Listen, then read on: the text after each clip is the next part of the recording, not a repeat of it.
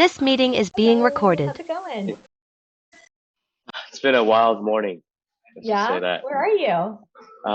I'm at a Starbucks, but it's just been one cafe after another trying to find like good Wi-Fi for today. Oh no, what happened? My MacBook was still in repair. I think I told you that, right?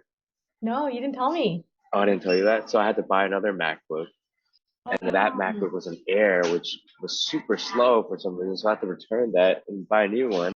oh But gosh. all good. I'm just setting up a new laptop right now. This is the iPad. Thank God I had this on me. Oh my And goodness, that's all. yeah, it's all good. You know how things go. Yeah, you're That's rolling life. with it. Murphy's Law. You're resilient. You're resilient. Exactly. How are you? I'm all right. I'm all right. It's been a busy morning, but okay. Just had the LinkedIn Live earlier today, and then that went well. Nice. I spoke with someone from MPH this morning who just like wanted some advice. Um, it was Arundhati. Oh, nice. Yeah, That's she's so awesome. nice. Um, Yeah. yeah, so she just wanted to like meet and chat. Really nice. So Oh, that's so awesome. yeah, I'm so happy that people are connecting with you already. yeah, Yeah. Seems like everything is just meshing well. yeah. Hello, Hello. how are you? I'm good. How are you? Fine, thank you. I'm Annapurna. Nice to meet you, Annapurna. Nice to meet you, Jaya, as well. Hi, Arundhati. Yeah. Back again.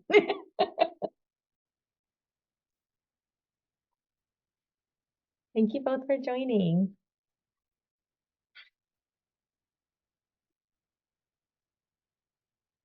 Hi, Johan.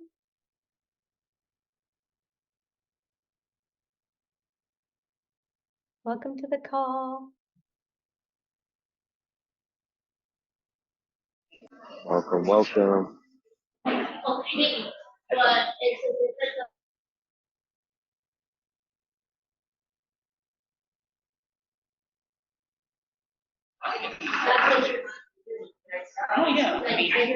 Oh, all good, Johan. No worries. Brian, I don't know if you can see, but Johan said there's an issue with her headphones. So Oh, okay, got it. Yeah. I'll be your messenger. Yeah, perfect. Yeah, because it's all different, all technical issues over here on my end Everything's too. happening right now. I know, right? Gang's all here. Hey, Hey, Danny.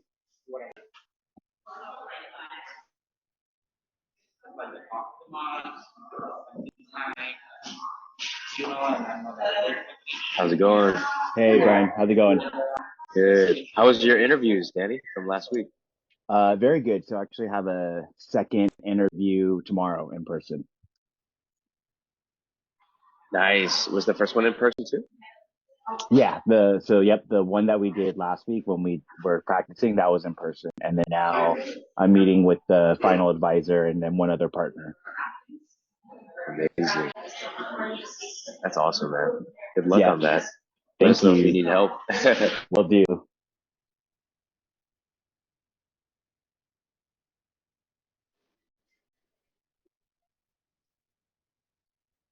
Hi, everyone. Hello. How are you? Good. How are you? Nice to meet I'm you. too. Nice to meet you too. We've been looking forward to meeting you. Likewise, I've been looking forward to joining. Hey, Lou. Nice to see you again.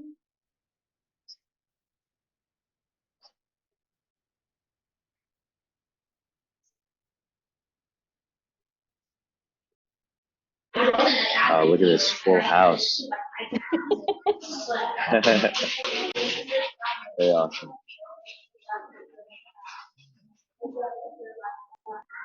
Jaya, think this is a pretty decent size, but Okay. feel free to take it away.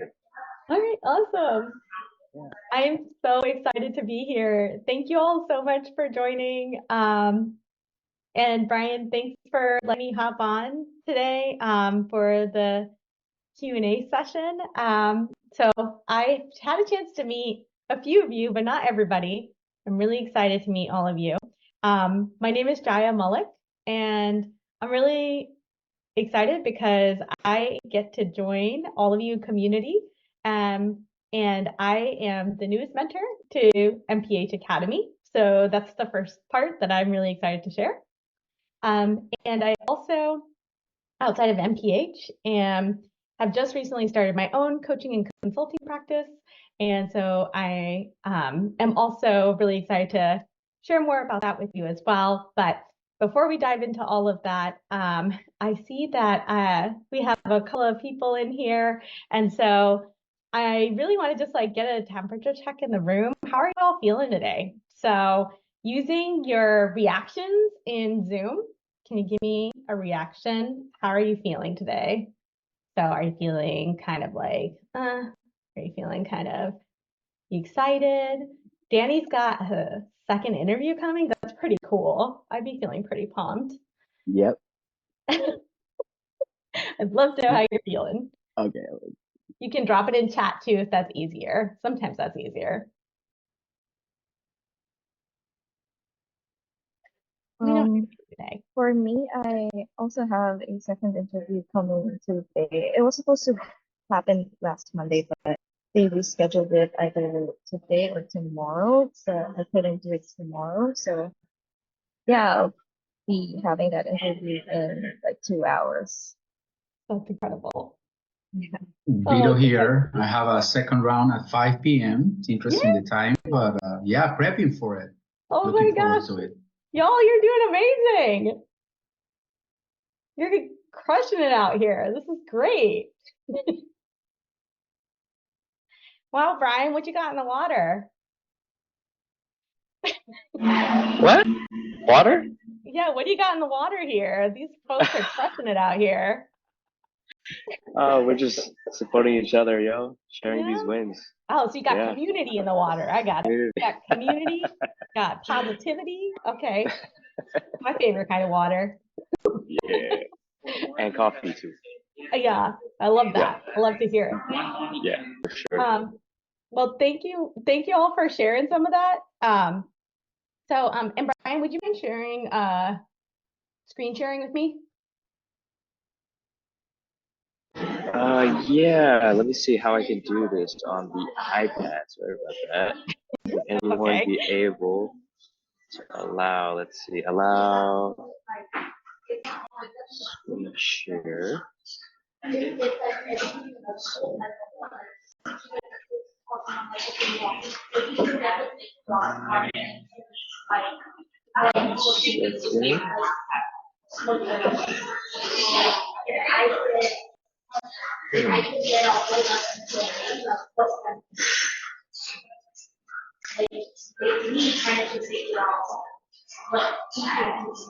Okay, how about now? Let me try. Yay, it worked. Perfect. Thank you. Okay. So today I wanted to take a chance to get to know all of you and then also share a little bit about me too. So first, I just want to say, hey, I'm Jaya, and I am a former corporate DEI leader. So prior to me starting my own consulting and coaching practice, I was a DEI leader both in big tech and healthcare tech. I have led DEI functions or initiatives at Amazon, at Meta, and most recently, I started a DEI function from scratch at Tandem Diabetes Care. I am now what I like to call myself the Chief Empathy Officer at Jaya Mallik Coaching and Consulting. So I have my own coaching and consulting practice. I like to center women of color and underrepresented individuals in my practice. And I really like to emphasize community and connection to get good work done. So I think that's probably why Brian and I get along really well. I am a proud first generation South Asian girl mom, and I live in the Seattle area with my partner. So that's just a little bit about me. just so I can share a little bit about who I am, and I'm really excited to get to know all of you too. So I'm going to ask you all a couple of questions as well. So in the chat, I would love all of you just to drop in a couple of your responses. So first is, I'd love to know what brought you to MPH Academy. So just a few words or a sentence. I just want to know, why are you here? What brought you to MPH? Or if it's easier for you to just come off mute and share, you're also welcome to do that.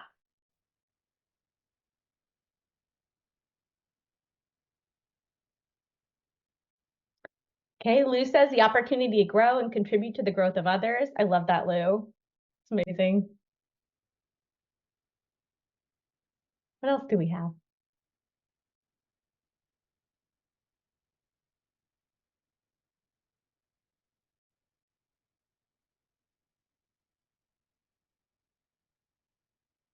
Mentorship opportunities. Yeah, I love that, Yuna. Thank you for sharing. Great community to learn from, especially one-to-one. Yeah. Looking to transition into the tech industry. Yep, Danny, totally understand that too. Great. If you're still thinking about it or you are trying to come up with the right words, I never think that there's right words. It's just feel free to throw it in there. So keep them coming. I'd like to ask the next question. What's your dream company? Because I know that we all kind of have dream companies in our heads. I know I did at some point too. But I'd love to know, what's your dream company? Maybe you have a few. Ooh, Duolingo. Interesting. I like that. Cool. I love their TikTok. Man, their TikTok is the best. Somebody needs to give their social media manager a huge raise. Okay. What are the other companies you got? I just want to get a sense. Company that values my skills and talent, where I can develop my career, that has a well-defined purpose. Woo, Lou, that's fire. That's great. I love that. Company with a good culture fit and professional development. Love that, Yuna. Very clear. It's a really clear idea. Okay. I still see people typing. I love this. Okay. So keep them coming. I want to hear more. Okay. What's your dream role?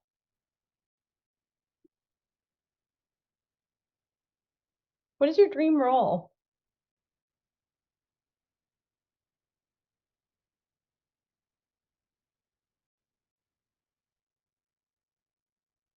This will also help me help you. Head of technology, CIO. Ooh, I love that. Okay. Product marketing. Cool. I love that too. These are all possible. The world is your oyster. Chief Embassy Officer. Sure, I'll share it with you, Ryan. Thank you. Business data analyst. Yeah. I love that. There's space for all of these where you're all wanting to go. Product marketing. Okay. So helpful for me to know. Okay. Product lead. Love that. Okay. There's a lot of product happening here. That's really good for me to know and understand. Okay. When, not if, when you get your offer, do you know how you're going to grow your career? When you get that offer in hand, do you know how you're going to grow your career?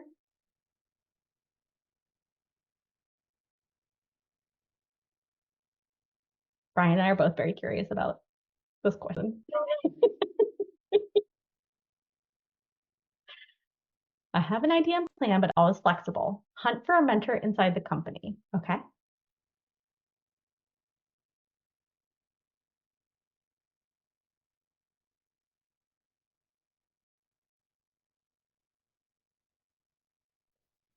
Anybody else? I'm really curious to know.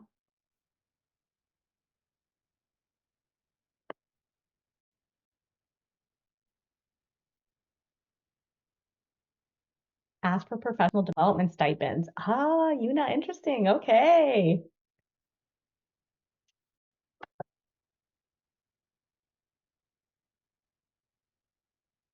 Keep them coming, folks. I love this. Seek mentorship from colleagues.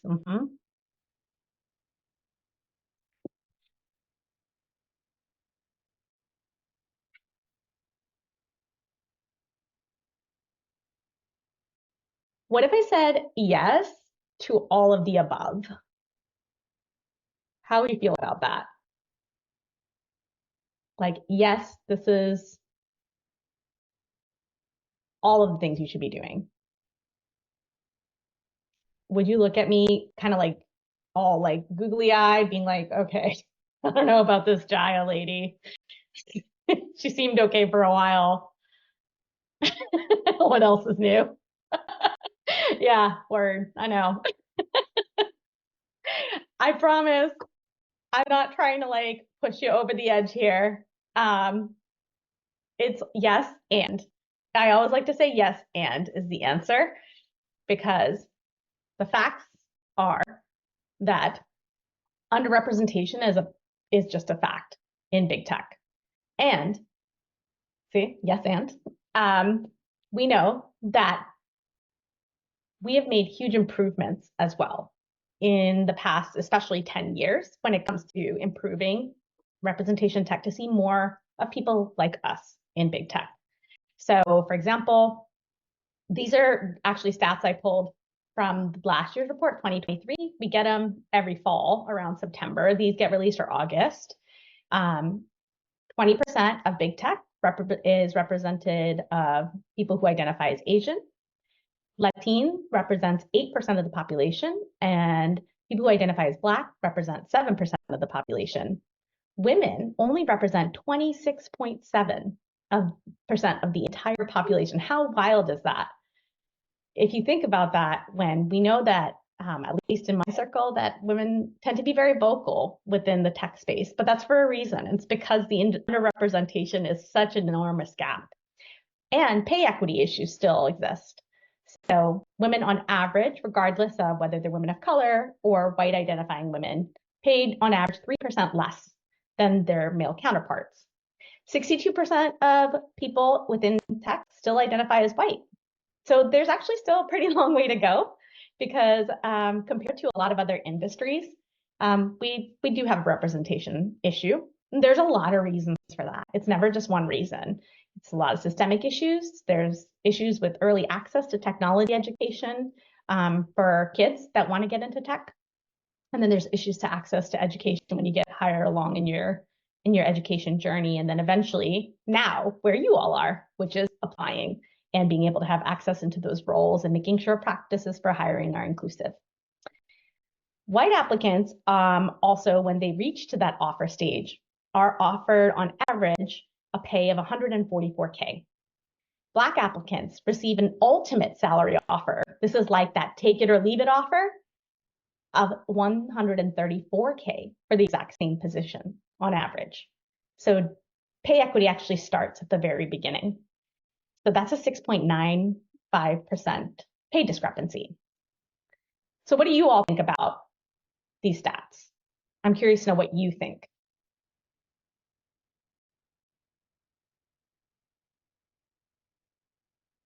I'm not trying to be a wet blanket, I promise. What do you think? What are your reactions? You can come off mute, you can put it in the chat.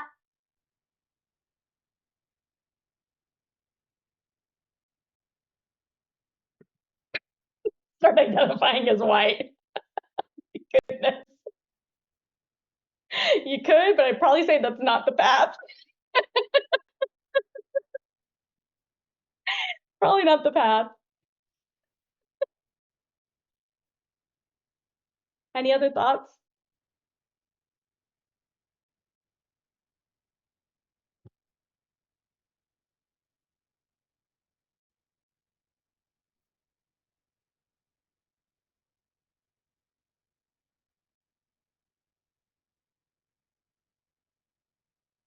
What does like underrepresentation mean in the sense of like, Yeah, how would you define that in this context? it's a great question. I'm glad you asked, Danny. So Underrepresentation essentially means that there's a disproportionate representation of one population in comparison to another. So this can be defined by different dimensions of identity. So whether that's like men as opposed to women, one race as opposed to another, or even if you layer those things on top of each other. So say like Asian men compared to Asian women. So you can even have disparities in the same ethnic group, or even in the same gender group. So depending on like how much you want to like drill down into it, you can have even underrepresentation in the same groups. It's a great question. I talked about it from a 50,000 foot level because I think it's important for us to understand that when we're entering into these spaces, one thing that I didn't know going into my career, especially when I entered Fortune 100 companies, was I didn't understand these things. I didn't realize that I was entering into spaces where I would often be the only woman of color. I didn't know that I was often going to be sometimes the only person of color within a space. And often I was within tech spaces where it was a predominantly white male culture. And what I found because of that is that I often would find that I would have to navigate my way in my career through a lot of white male dominant norms and values. And that was challenging. that was a challenge that I had to learn my way through, make a lot of mistakes in the process. And then as a result, I came out more empowered. I was able to still progress my career, but that wasn't without stumbles for sure. So what I'm here to say is that I know those are not super cheerful facts, but I am an optimist by nature. And I believe that all of you are actually part of the change that we need to see in tech. And the more you know, the more well prepared you will be. Most importantly, I hope it helps you understand 3 really important truths. Number 1, that being strategic in your career starts before you even walk through the door on your first day. And that means that understanding what are the things that you need to do to set yourself up for success in your career when you get that offer. Number 2, that you are your own best advocate from starting with salary negotiations all the way through career development. And number 3, if you don't build your narrative, someone else will do it for you. And so it is really important to build and own your narrative. I actually spoke to somebody in this group earlier today where we talked about working on owning both parts of this person's story. And even if they are from another industry and attempting to pivot into tech, that industry still has relevant experience to bring into tech. And so it's about really leaning into that. And I know, you were just joking about this, about like identify as white, but really instead going the total opposite way and instead rejecting that and instead embracing your identity as a strength, embracing the fact that you are bringing a brand new perspective to the table that nobody else has. The majority of people represented in tech don't have your perspective. They don't have your cultural background. They don't have your lived experience. Couple that with the incredible business skills or technical acumen and you're bringing to the table, and you become a force to reckon with. And so Brian's heard me talk about this very passionately before, so he's like, yeah, Jaya. Definitely. So the question is, are you ready to learn? Which I'm guessing probably the answer is yes, because you're here. So one of the reasons you're here is that we know that you're here in MPH because it's defined the perfect role. So I'm here to be a support on that journey. And that's going to be in 2 ways. One is that I'm here to mentor. So I'll be hopping in and out, just like Lou, and being able to provide support along the way. And just like Brian, so just to kind of like help you along your way. And I'll be a mentor. I'm excited to be part of the MPH Academy as a mentor, and you have it at your disposal. The second way is that Brian and I have teamed up, and I have a new opportunity that I've created just for MPH Academy. And it's called the Rise and Thrive Career Empowerment Workshop. And there are 3 things that we're going to cover. The first thing is identity as strength, where we actually do talk about embracing your unique identity, and a concept that identity is not a limitation, but a source of strength. Owning your superpowers, where we introduce the concept of personal strengths as superpowers, and when we acknowledge and harness them, that's actually going to catapult you to a new heights. And then being strategic in your career. So understanding and learning, how do you pull the different levers to advance your career within the tech space? What are the different ways that you can leverage allies within the tech space to advance your career, whether that's mentors, sponsors, stretch assignments, so on and so forth, that we're able to take advantage of those opportunities to continue moving forward. And then you'll want to think about how can you integrate them into your career plan. So before you walk through that door, you're already got a very clear vision of what it is that you want to start familiarizing yourself with.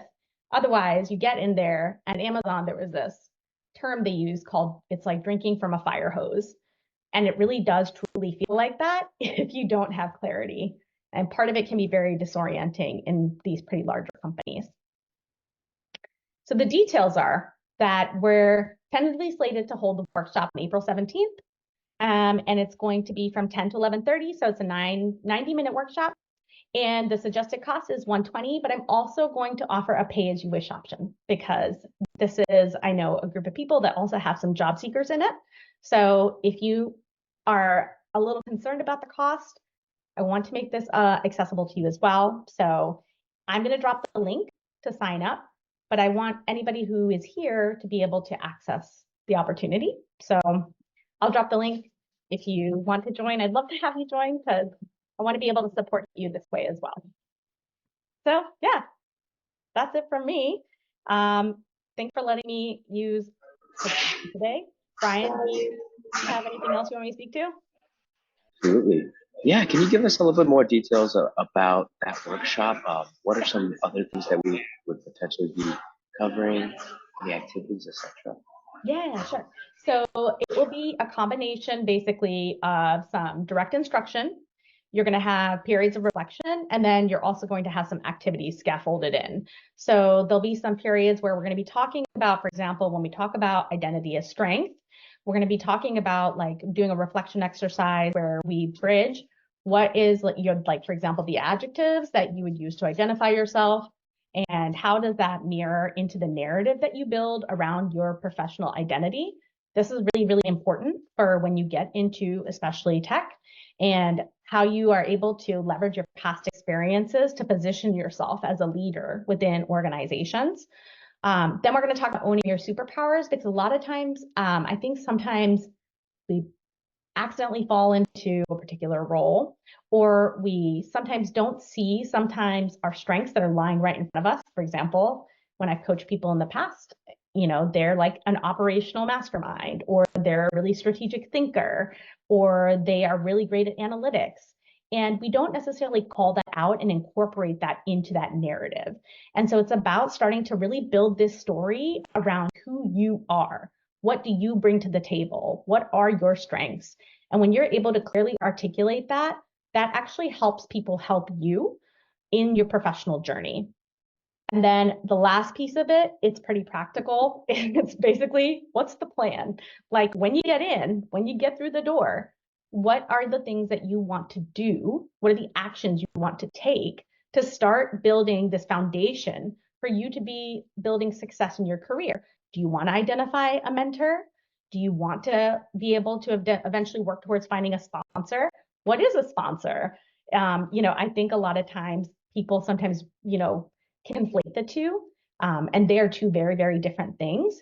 And usually you have to work through mentorship to find a sponsor. Usually you have to demonstrate business success to find a sponsor, but sponsors are critical for your career to catapult, especially in a sea as giant as big tech.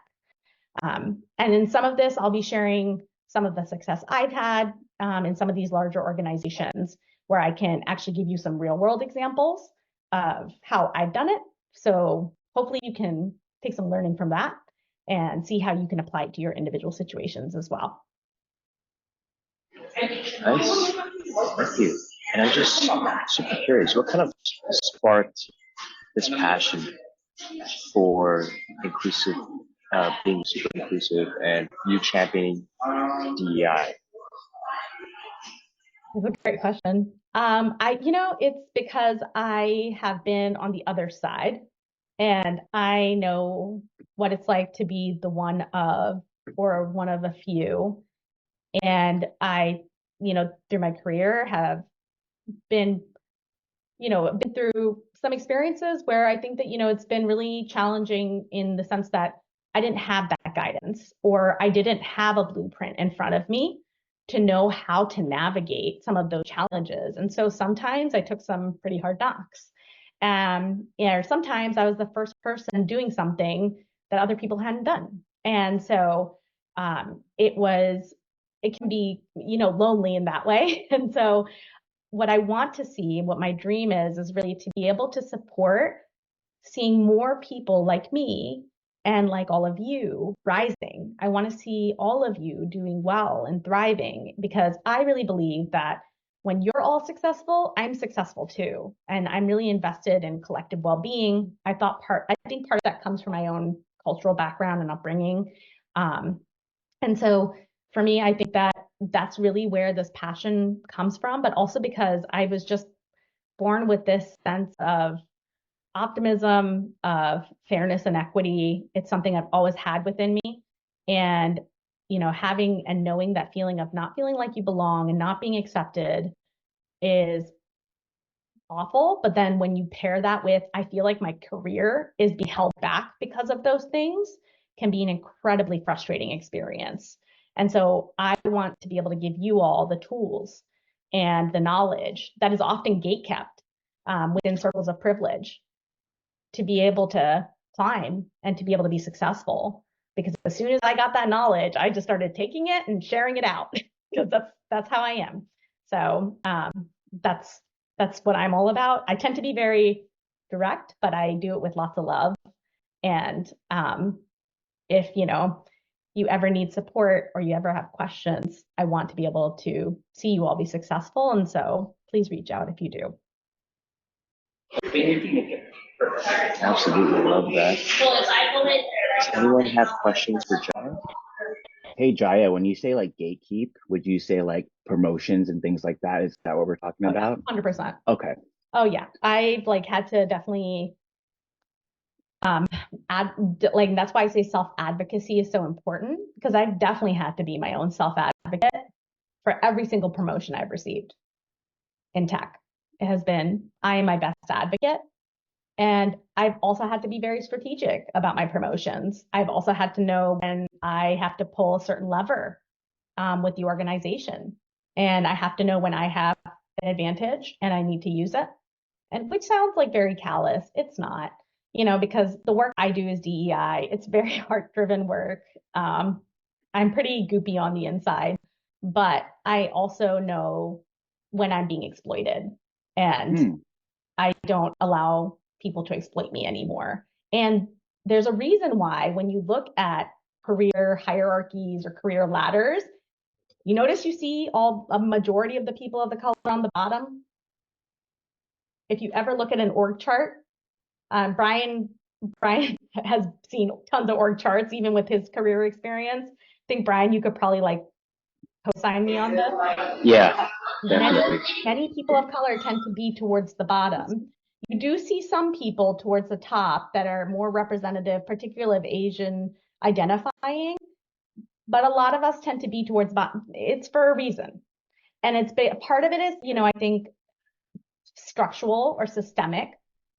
Part of it, I think, is there is also, I think, a cultural belief too. At least I'm speaking from my perspective of being a South Asian woman, that, I was raised with the idea that if you work hard and do a good job, you'll be recognized for it.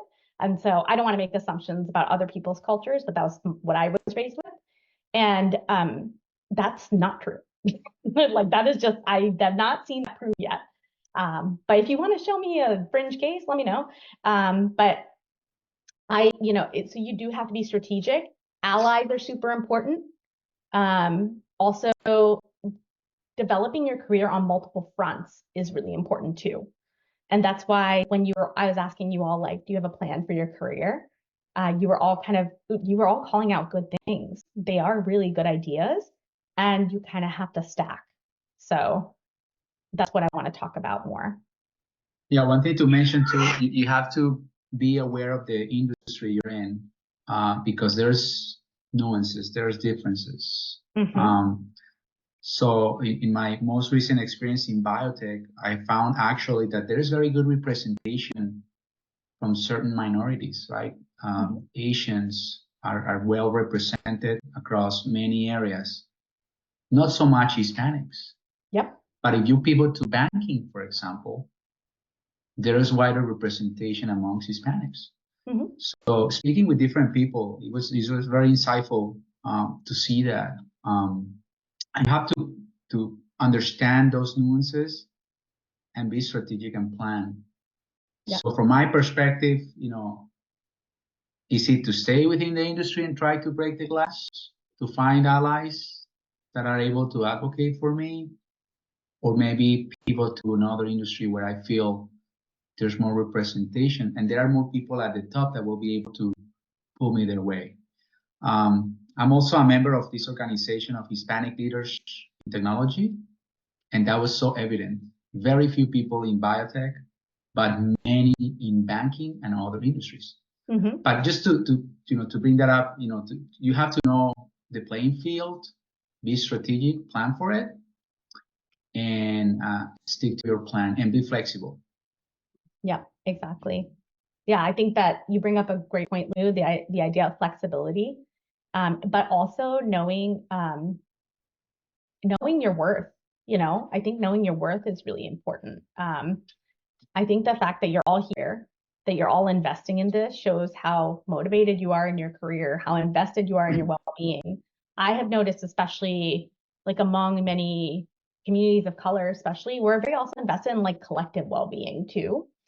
And so it's really about not like just us rising, it's about like all of us rising, the community rises when we rise. So like for example, when I succeeded, it wasn't just me succeeding, I'm bringing two people up with me. And so whether that was through mentorship, whether that was through sponsorship, whether that was saying their name in a room that they're not in yet, that is how we bring each other up.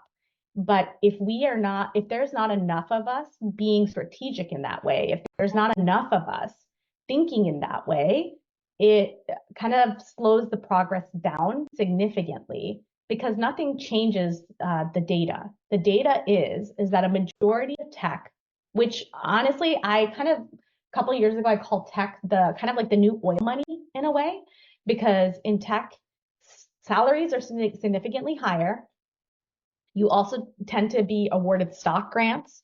At that time, it was significant sign-on bonuses. You can build generational wealth very quickly through tech. Just like 100 years ago, people could build generational wealth through striking oil, like in Texas, right? You found oil, it's like, wow, you're a billionaire. Like that's how the Bush family is a billionaire still, right? So I think that it's like a kind of like the closest real world, like real-time analogy I can come to. But look at how many people or people of color tend to be in more operational roles, in more fulfillment environments, in roles that tend to be more junior. And I honestly think that's BS, because those are the people, when I would interact with them as a DEI leader in these different companies, they're coming up with the most creative solutions, with the best ideas, with great innovation.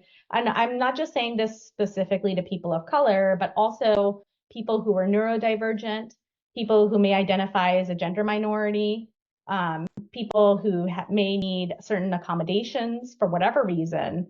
And so there are a lot of people kind of being kept at the bottom of that org chart. And so I want to help enable all of you to be able to be smart and move smart in your career. Because at the end of the day, like, you are your best advocate, and there's a bunch of us to cheer you on and to make sure you're making the right moves. Like I believe in forming a village, like a professional village around each of us. So I'll be part of your professional village. But unfortunately, I can't be the one that's going in and badging for you. I can't be the one that's checking your email and responding to, Frank and when he kind of gave you a snarky response, like, so how can we help you in other ways is kind of sort of how I think about it. Jaya, I wanted to ask, I know you say that, we are our best champions. Was there any other champions for you or advocates along your side that Yeah. kind of inspired you to, step up? Yeah, actually, there's two groups of people, so like two kind of buckets I think of. I was really lucky to have a lot of white male allies, to be honest. It was kind of like unexpected, but pleasant surprise. At Amazon, one thing I did do is I led a company-wide goal to remove racially biased language from technical systems and documentation. This was a goal that catapulted my career. And I got tapped for it because of a white man who believed in me, who saw my potential. And even when other people were saying I was not qualified, naysaying me, he had unresolved, like just a resolute faith in me. He was not going to back down, that I was the person to do this goal, and I was successful. And so it's people like that who are aligned to their values and clear in their values that do the right thing that help us make those changes. But also, I would say women of color. Women of color have also been a huge advocate for me. And I think that I was really fortunate in that way too. And as I've gone from organization to organization to organization, they have passed their wisdom down to me. And so I've learned a lot of rules of how I move in organizations from people who have come before me. So like my mom was one person who made it to the C-suite. She was like one of the 4% of the C-suite in the United States are women of color. That's it. That's how far we get, And so, but at that time she got hired, and then they said, "Oh, you're our diversity hire." And so that's how we get treated when we get there, And so, like, I learned from those things too. So whether those are good lessons I learned or lessons of, oh, we have work to do, I'm still learning. And so I have that, but I also have amazing mentors, and I have people who unconditionally support me along the way. And I think that's needed for all of us on our journey. So. Love that. Totally agree with you. And I think that's part of the reason why we're all here to help support each other in more ways than one. And I know how demoralizing a job search can get. So I said, hey, there's something that we can't control, right? And there's some things that we can control. So every day, focus on what you can control. We can always help support each other at the end of the day, no matter what. I think. 100%. Yeah. And then I was talking about this with somebody earlier that, the job market right now is, and Brian, I'm sure you can speak to this better than I can with your expertise, but it is out of control right now. Like, it is out of control. It is extremely competitive.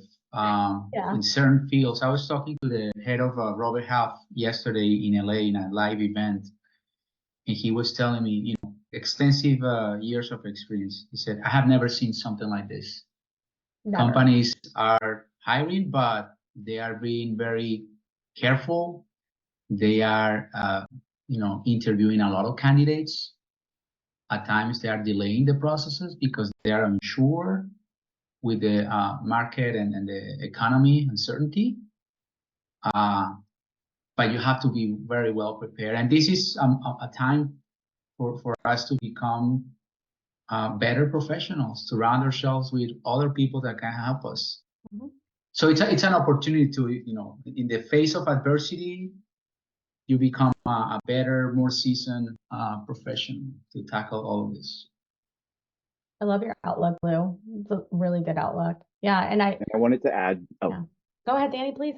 Oh yeah, and I think I changed the way that I started looking at jobs instead of just like blindly looking on websites into careers. I'm just like, I need to leverage my networking, because I feel like that is where I get the interviews, right, and get into the company. Because man, like I see a job post, and then like one day later, like I already know like 200-300 people are applying for that, and you have no connection with that company.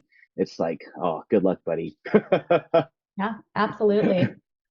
I haven't um, gotten a job from applying in 10 years. Like it has all been network job search, Yeah, all of it. referral. Yeah. And so it just lets you know that like I think yeah, your network is your net worth, absolutely. But it's like also your network is like through Brian, through me, like we like that. I really do believe in that community mindset. Like we can help each other rise. This is one of the ways we do that. And so it's like something that I also do with like my own coaching clients, like some of them are job seekers as well, but also like recognizing that it is to a degree a numbers game as well. Like my mom and I talk about this a lot because she's seen a lot of things in her career. She's been at it for a minute, so she, like she and I talk about how it's like just statistically, the more you apply, the more likely you are to receive some sort of interview, informational callback. And what's really important too, to lose point, is that when you show up to that informational, to that interview, you knowing what your narrative is, what your story is really, really important. You being able to like own who you are as a professional and how you would contribute to that organization and to that role is so, so important. And speaking with confidence to that. Because the fact that you're all here, that you're investing in yourselves, that you're investing in your career, that says a lot about all of you, just as individuals, as professionals, that you care about this. And that you're resilient, you're willing to put in the time to learn, that you have that growth mindset. So those are all things that should be kind of like spinning into your narrative that you're talking about in these interviews. So if you haven't been talking about that, I'd write some of those down because your personal actions are also kind of talking about how you would show up as an employee at work. So one thing I've been doing, and obviously, with all this, you get better as you go, right? And pain makes you grow. When you get a rejection email, when you get a callback rejection, that makes you grow, as painful as it is. So with that, every interview process is unique. You have to prepare, you have to study the company, you have to study the interviewers, the key stakeholders. You have to do your due diligence and to tailor your story to the needs of the role and the company and ask very, very good questions. It's not enough nowadays when you ask, and tell me more about the job. You have to be more specific, right? What are the types of goals the company is going after? How does the team look like? What are the main pain points? What are you expecting from this person to fill this role, right? And put yourself in the shoes of the person that is hiring and try to stay in the loop with them, right? Make sure that you connect with them, you send a thank you note, you follow up, because you're competing. That's the reality. You're competing against thousands of people. I mean, I'm surprised even for some niche jobs that I have applied to, where I thought, I don't think there's that many people in this. Guess what? There were hundreds of candidates. So you don't have to assume anything. Do your best, show up for it, and try to do everything you can. It could go your way, but if it doesn't, don't take it personal. It happened to me last week. It was crushing because great interviews. It was second round. They decided to cancel my third round, and they said, "Oh, you're not a good fit." The typical phrase, right? But they gave me the opportunity to actually, have a phone call to know more about it. Why was their decision? They felt that they wanted somebody with direct experience in this role. Therefore, they were going to have to hire a competitor, someone from a competitor company, which they don't have many, because they feel that, hey, there's so many candidates nowadays that we could be more selective. Mm-hmm. So I took it to myself and I said, maybe something I did wrong. The following day, I had a sense of relief because I knew I did a lot of things to get me there, but other things were outside of my control. So it's getting me closer. I love that, Lou. I also like to say, like, and I don't actually say this like as like a, oh, let me make you feel better, because I'm not that type of person. It's just not my style. But I actually really do believe that rejection is a redirection. I really do, 100%. And I remember this actually being the case at Wayfair. I actually got to like the final round for an assistant director role at Wayfair in 2021. Yeah, in 2021. And I really loved the team, and I really loved like the global head of DEI. Like, she was amazing. And I'm like, I really want to work here. Like, this is incredible. But I kind of also felt like some like slight little awkwardness along the way in some of the interactions with not with her, but with some of the interviewing team, which were B stakeholders we were working with. We get to the very end. It's between me and one other person. I don't get it. And I am crushed. When I say I cried in the Costco gas station parking lot, I cried in the Costco gas station parking lot. I was so sad. Do you know what happened 6 months later? That whole team was gutted. And I was actually at Tandem building a DEI function from the ground up, from scratch, getting to build it the way I think a function should be built. That function still sits there now. It's launched 7 employee resource groups. I've published DEI reports. I've done so many things I wouldn't have had a chance to do at Wayfair, even though it was a bigger company that has more name recognition. And I'm so grateful that that rejection redirected me to where I needed to be in that time, because it gave me the experience I needed. So rejection happens to all of us, and it sucks. It sucks. And I think that it's just an example of how, as Lou was saying, like, you persist in it. So I entered the job market in 2008 when the recession hit. It was rough times, but it's not like job market right now. I don't actually think it's as bad as it is now. Like right now, y'all are in a brutal job market. And if you're all are getting interviews, y'all are getting callbacks, you are doing something right. So I also want you to like be giving yourself flowers and watering those flowers, because you're doing something right. So it's so easy. Yeah, the other thing that I highly recommend, something that I mean, besides reaching out to Brian and joining this community, especially in tech, there's a lot of communities out there that are willing to help, right? And allow you to reach out to people in the industry that can help you get closer. I highly, highly recommend, joining these organizations. In my case, through hustling and all that, I joined this organization called SIM. And this is not an endorsement to that particular organization. I'm just saying, especially, if you're into tech, seek out what are those organizations and communities that can help you get there. I found this one, and we have had events, online, in person. We have a community of like-minded individuals that are, looking for opportunities, and we really help each other. And, having that connection, with people, face to face, it's super important, because this journey can be lonely, right? If you're just behind the screen and, on Zoom or phone calls, you need more than that. You need to reach out to people, talk to others. Even if if you can invite somebody for lunch, a former coworker or colleague, and have a conversation. I found that very, very fulfilling, and it helped me to re-energize and to improve and craft my strategy.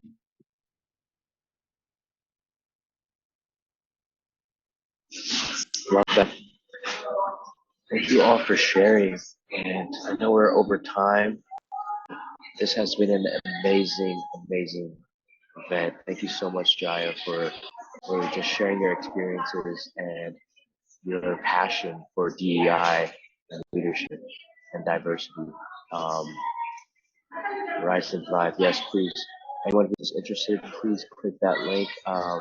Jaya, feel free to share that link within the school community as well. Sure. I'm sure you're going to be getting more connection requests soon. And yeah, for everyone else, please feel free to give us some feedback, let us know your thoughts, your questions. Yeah, thank you all so much. Thank you all. It was so nice to meet you. I can't wait to get to know you all better. Awesome. All right. Thanks, team.